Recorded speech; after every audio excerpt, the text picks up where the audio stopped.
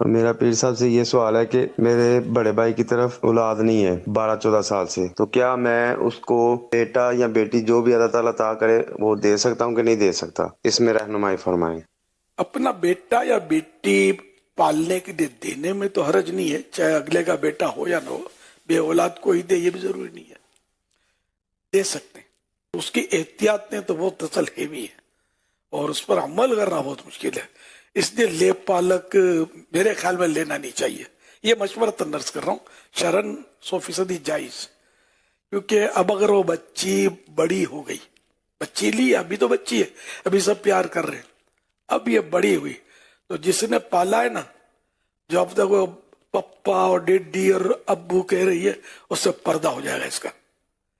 اب جس کو بچی سے پالے گا اور ابھی جوان ہے، ابھی پردہ کرے گا کیسے؟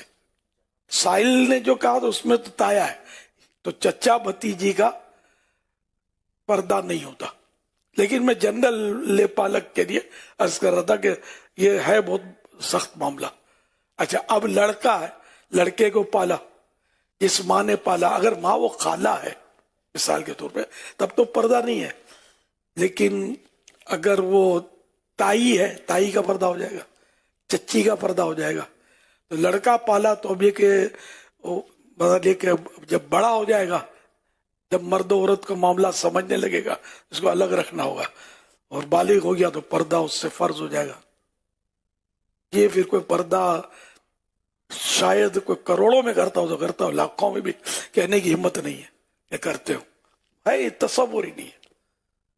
تو میرا بیٹا ہے، میں نے پالا ہے اس کو، اور یہاں تک کہ شادی ہوگی، کارڈ ہوگا، اس میں بھی اسی لے پالک والے باپ کا نام لکھا جائے گا۔ یہ دوسرا گناہ ہے، باپ تو اس کو کہہ ہی نہیں سکتے نا، باپ تو اس کا جو بھی تھا وہی ہے، پالنے سے باپ نہیں بن جائے گا۔ تو یہ اس پہ مسائل نازک ہیں۔